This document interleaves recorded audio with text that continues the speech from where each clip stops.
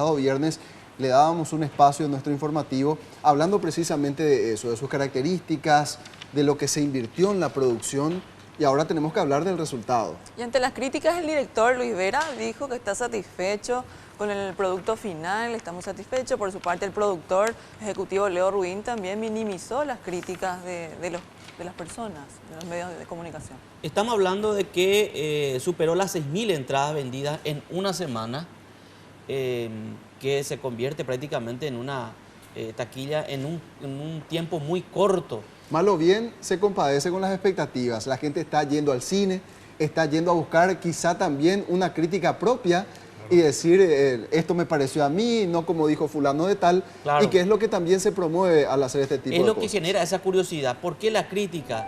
¿En dónde están las críticas? Y es lo que genera y te motiva para que uno mismo vaya a ver y pueda comparar si Por lo estas menos por curioso críticas te son querés ir a ciertas. ver. Exactamente. Y es la película más vista por detrás de Misión Imposible y del Exorcista. Por ejemplo. Por ejemplo, entonces...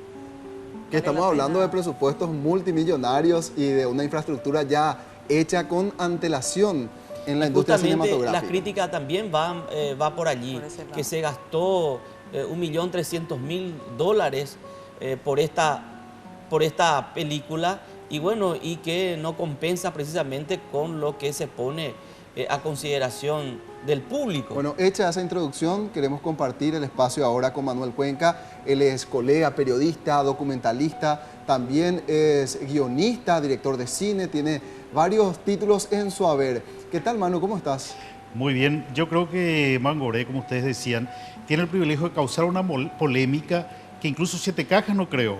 Porque en Siete Cajas, bueno, todo el mundo estaba contento, ¿verdad? Había muchos elogios. En este caso hay un debate que me parece muy positivo. Y otro elemento que la gente creo que va a sacar su propia opinión, ¿verdad? Eso indica una madurez del público y quiere tener su propia opinión y no precisamente seguir al pie de la letra las críticas. ¿Qué es lo positivo? Y de hecho que siempre se dice que eso también es lo que pretende finalmente la crítica. Exacto. Ahora, queremos analizar precisamente la crítica que se hizo. Qué mejor que hacerlo contigo, Manu, que sabemos sos un cineasta y un dedicado también a este tipo de cosas. Vamos a repasar algunas de las críticas que dejaron personas en medios de comunicación que fueron a ver, por supuesto, la película y que se referían a cuestiones técnicas. Empezamos con esta crítica que hacía Manuel Vez. El guión con diálogos sosos y en varias ocasiones anacrónicos, como lo mencionado, hace aguas por todos lados mientras más intenta fortalecer una narración fracturada que se torna rápidamente cansina y vergonzosa. Eso decía. ¿Es así el apellido o es Báez, Báez. este sujeto? Es Báez. Sí, sí. Está mal escrito entonces. de cinéfilos. Bueno, yo voy a hacer un poco el papel contrario al abogado del diablo, que siempre busca los defectos. Yo voy a ser el fiscal y voy a defender un poco esto. Se ha criticado, por ejemplo, del lenguaje, el hecho que le dice Mangoré a su hermano, ¿vos te abrís o seguís conmigo? Y se dijo que no era de esa época. Sin embargo, el periodista Javier Yubi investigó y hay un tango que canta Carlos Gardel, Mano a Mano, del año 1930, donde se usa el término te abrís. Es decir, que a veces se critican cosas que no se conocen. Y en cuanto al relato, tiene un relato quebrado, ¿verdad? No es un relato tradicional porque va tomando ejes, un tema que transcurre en las distintas etapas de la vida de él. Pero eso podemos ampliar después. Ya, perfecto. Hay otra crítica que hacía Jorge Coronel, De de ABC Color. El más económico y básico elemento, el guión, se convierte de nuevo en el gran inconveniente. El personaje de Mangoré, protagonista indiscutible del film, es caracterizado en sus distintas etapas, infancia, juventud y adultez, con un salto continuo en el tiempo del flashback y viceversa. La cinta se convierte en un álbum fotográfico que tiende a mostrarnos todo, pero a contarnos nada. Bueno, yo quiero decir en primer lugar que la crítica tiene un papel de mostrar el contexto. Luis Vera es un director chileno formado en Europa, egresado de una universidad, una persona con mucha preparación que ha trabajado en Rumania, donde él estudió, en Suecia, en Chile y acá, hace muchos años que vive, y yo creo que es una persona que sabe lo que hace. La narración quebrada justamente se utiliza, ¿verdad? O sea, se va de un tiempo a otro, porque la vida de Mangoré es tan amplia que si quisiéramos hacer en orden, la película tendríamos que hacer una telenovela de 200 capítulos, ¿verdad? Entonces utiliza un lenguaje como onírico, como de sueño, como de pesadilla, donde va pasando a distintas etapas. Y yo creo que es muy claro, porque si toca el tema del amor con Isabel, que fue su primer gran amor, después vemos en su adultez cuando ellos tienen hijos, más tarde, ¿verdad? O sea, vamos viendo por ítems un poco cuál es la vida de él. Yo creo que el crítico reconoce que las escenas son muy bellas. Hay una ambientación extraordinaria. Se contrató una directora de arte de la Argentina, se trabaja sobre una paleta de colores pasteles, con algunos colores que rompen ese contraste. O sea, es un trabajo muy grande. Quizás yo, perdón Dani, por donde entiendo un poco la crítica de Jorge, es como que pareciera ser que se dejaron perder algunas escenas ricas de lo que hace a la vida de Mangoré y que quedaron como pequeños destellos o como recuerdos y que quizá por ahí podría cautivarse o enriquecerse la historia. Bueno, yo creo que la película está planteada de otra manera, ¿verdad? Está planteada justamente como flashes, como recuerdos que van y vienen. Y como te dije, no se podría, si se hacen escenas más largas, la película no va a poder durar lo que dura, ¿verdad? Necesitaríamos varias películas. ¿Pero entonces, se pudo profundizar en algunos aspectos más importantes de la carrera de Mangoré? Sí, lo que se profundiza un poco es todo el conflicto que hay detrás de la vida de un artista y que eso más todavía en aquella época era bastante complicado sobrevivir de eso. Yo creo que ese es un poco el tema central.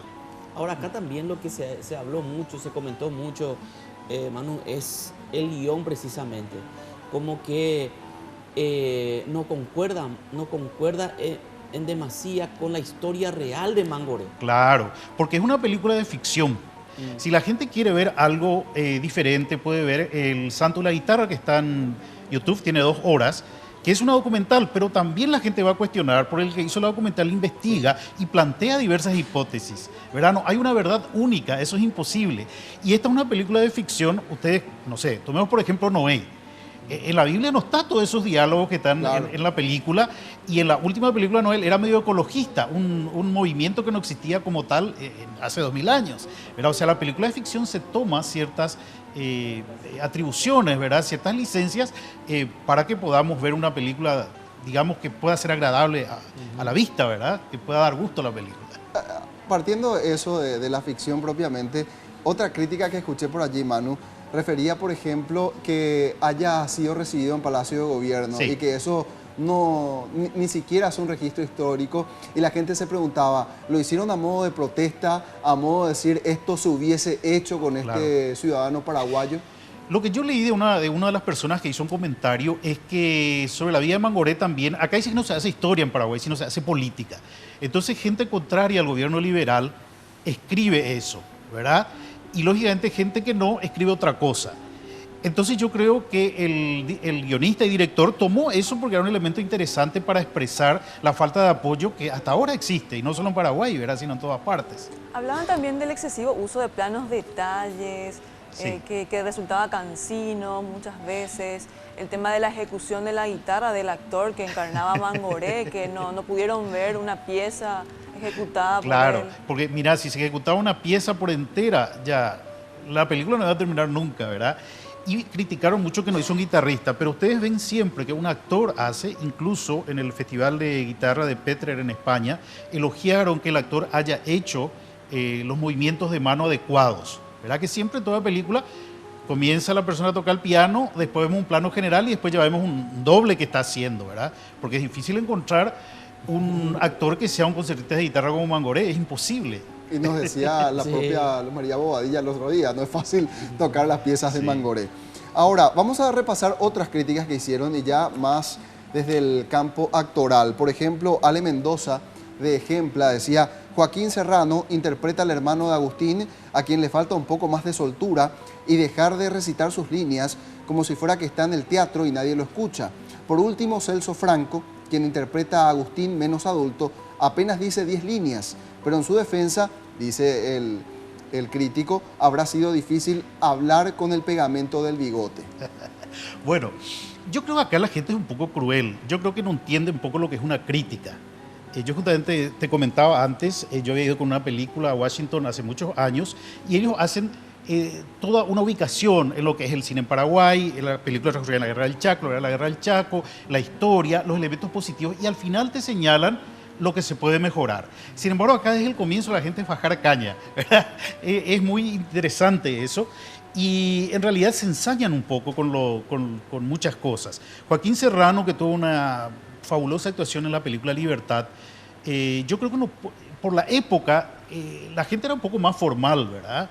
Coste que incluso usa palabras en guaraní, usa incluso palabras obscenas, ¿verdad?, durante la película, pero no puede ser la actuación igual. Joaquín justamente habló del gran trabajo que él hizo para ubicarse en la época. Y en cuanto a Celso, dice que tiene solo 10 líneas. En cine no hay por qué hablar de Punta Pértigo, no es un teleteatro, ¿verdad?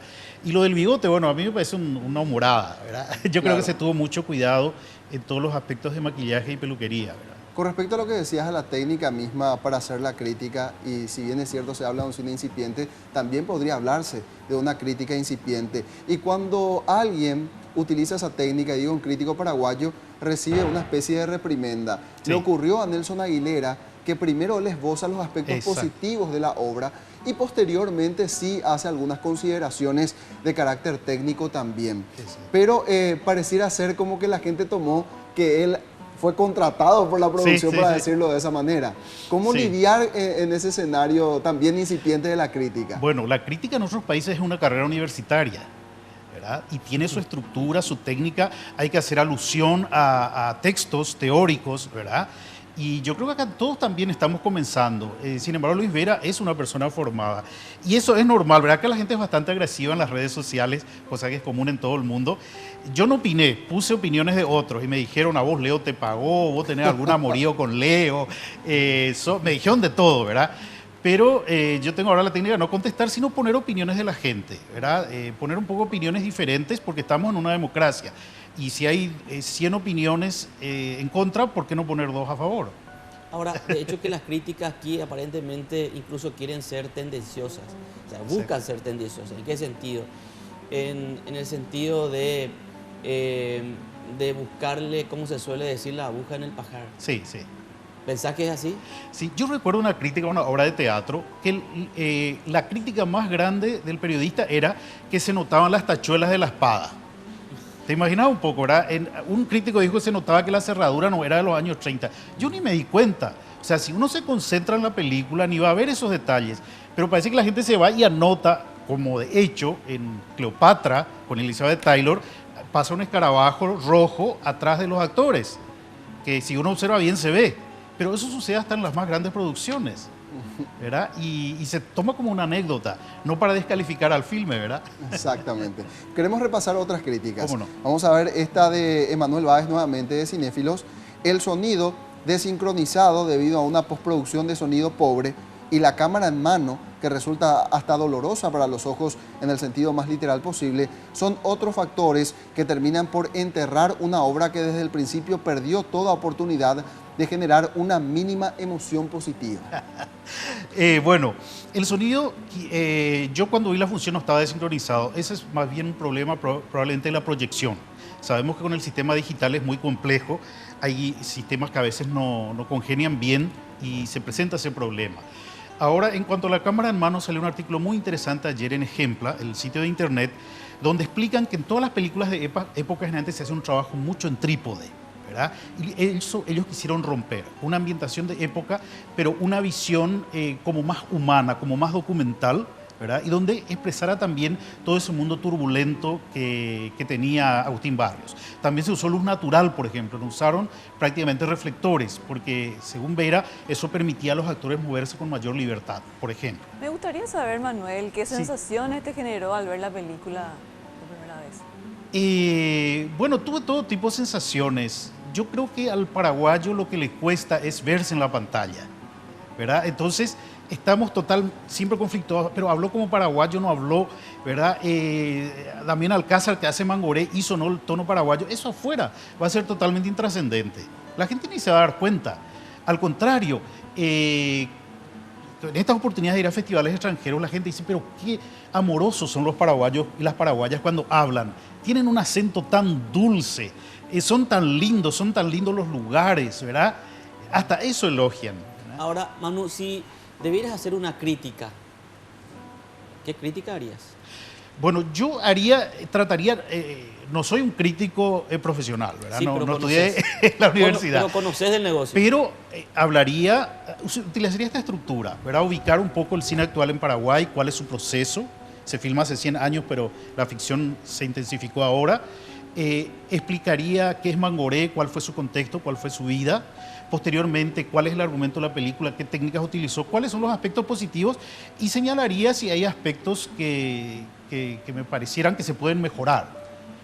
No destrozar a la película, sino señalar, ayudar, ¿verdad? No nos deje con las ganas, Manu. Sí. Después decinos algunos aspectos que a tu criterio pudieron haber sido mejorados. Y ahora hago una consulta. ¿Quedó reflejado verdaderamente el retrato de Mangoré? Y vamos a ver lo que decía Jorge Coronel al respecto en esta última crítica. Difícilmente la cinta nos transmita la esencia del hombre extraordinario detrás de un músico maravilloso, tal como promete la producción. Se trata más bien de una visión sutil del mito que rodea al genio, artista bohemio, misterioso, mítico, mujeriego, prolífico, incomprendido y en constante crisis interna. Ese es el Mangoré que Vera retrata en algunas escenas tan hermosas como magistralmente desaprovechadas. Bueno, ahí habla de que no se muestra el hombre que está detrás del mito. Y habla de que muestra un personaje conflictuado y demás. Yo creo que ese es el hombre que está detrás del mito. Si nos mostrara eso sería el mito, ver una persona triunfante, genial, que hizo obras, es llamado el Paganini de las Pampas, algo por el estilo, ¿verdad? Yo creo que justamente lo que critica es lo que la película muestra, ¿verdad? El hombre, el artista, todo lo que sufre, todo lo que Era un Agustín lo que Barrios, pasa. hombre, real. Ser humano, sí, con sus dilemas, como todos nosotros. Exacto, con los problemas que tuvo con la señora, con los celos, con las mujeres que venían a su camerino, ¿verdad? O sea, muchísimos aspectos, ¿verdad? Muy, muy humanos. Si bien es cierto, te identificaste al empezar como una especie de defensor del film y con todo respeto, te pediría que hicieras alguna crítica con respecto a lo que vos considerás que pudo mejorarse, porque quizá hay algunos aspectos que debieron ser por mejorados. supuesto. Bueno, no pensé en eso porque me vine como fiscal contra el diablo. Te preparaste para otra cosa. Me preparé para otra cosa, ¿verdad? Pero sabemos que sos muy sutil, muy cuidadoso, incluso trabajaste con mi padre y yo sé que sos muy quisquilloso, También. así que me imagino te habrás fijado en algún detalle. Bueno, justamente Paz Encina escribió un artículo de que es bueno recoger las críticas, pero también ella lanzó algo, que cuando ella hizo Maca Paraguaya ganó el premio en Cannes, el premio de la crítica, que es un premio muy difícil de ganar. Una persona le dijo, mira, fallaste en esto los cielos eran cortos. Ella dijo, sí, pensé y cierto, me hubiera gustado poner cielos más largos. Le dijo, me aburrió tu película. Y le dijo, sí, perfecto, le puedo aburrir. A mí me aburren también muchas películas, ¿verdad?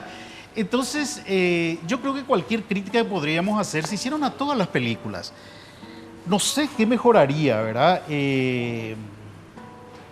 No sé, creo que, por ejemplo, Alcázar no se hubiera preocupado por hacer un tono paraguayo, por ejemplo, que hubiera hecho un tono más neutro. Pero no sé cómo hubiera quedado la película. Lo que pasa es que estamos hablando sobre cosas que no se hicieron, ¿verdad? Entonces no sabemos, probablemente no quedaba bien tampoco. Yo creo que Alcázar hizo un gran esfuerzo y hace un tono, ¿verdad? Que, como dije, va a pasar desapercibido afuera. La cámara en mano, hubo momentos sí que me perturbó un poco, pero por lo que yo leí del director de fotografía y del director, es eso lo que ellos buscaban, ¿verdad? Entonces, por eso es que hay que saber un poco sobre qué principios trabajaron los realizadores para saber si nos causa una reacción, ¿verdad? Yo recuerdo una vez, fuimos a ver una película en un ciclo en Ciudad del Este y una persona dijo, me dio asco esta película. Y yo dije, qué bueno, era justamente eso lo que el director quería. Bueno, hay que ver entonces cuál es el propósito. Obviamente, con esto también se pretendía dejar una especie de testimonio de lo que era Mangoré y contribuir a esta imagen mal traída históricamente y que ahora de alguna manera pretende ser reivindicada. Y nunca es tarde para ello, así que Claro. Sería el otro ángulo para poder celebrarlo, también independientemente de las críticas que, como bien decías, y también lo decía Paz Encina, siempre van a ser positivas en la medida que eso contribuya a que la industria siga creciendo. Exactamente. Yo creo que tenemos un poco, somos una sociedad pequeña, a veces nos agarramos porque, bueno, Roberto hace la película y a mí, o sea, perdón, Roberto tu papá, bueno, tu papá hizo la película y no le quiero a él, entonces está todo mal, ¿verdad? Y Cintia hace una película y yo le quiero a Cintia, entonces está todo bien, ¿verdad? Claro. Entonces yo creo que eso tenemos que ir superando y hacer un poco un análisis de contexto. Muy bien, gracias, Manu. ¿Querías decirle algo? No, y lo bueno es también sería mantener una buena predisposición también a la hora de ver una película, ¿no? Exacto. Ya ir encasillados con algunos conceptos. Exacto. Hay que irse, relajarse y entregarse un poco a la película. Y una última reflexión, es cierto, me recuerda aquí nuestra directora del noticiero, el cine paraguayo está en expansión, Manu. Exacto, sí, pero indudablemente, ¿verdad? A mí que me gusta la historia, indudablemente se hicieron muchas cosas que desconocemos, pero yo creo que en estos últimos 10 años la ficción se ha desarrollado notablemente por una serie de factores. Gente fue a estudiar afuera, en la técnica digital que es más barata, o si no Mangaró hubiera costado $50 millones, ¿verdad? Y una serie de factores que están ayudando a que un país tan pequeño como el nuestro tenga un cine tan vivo. Muy bien, gracias Manuel Cuenca, cineasta, periodista y un compañero en este oficio. Gracias por tu tiempo. Gracias a ustedes. Tenemos más...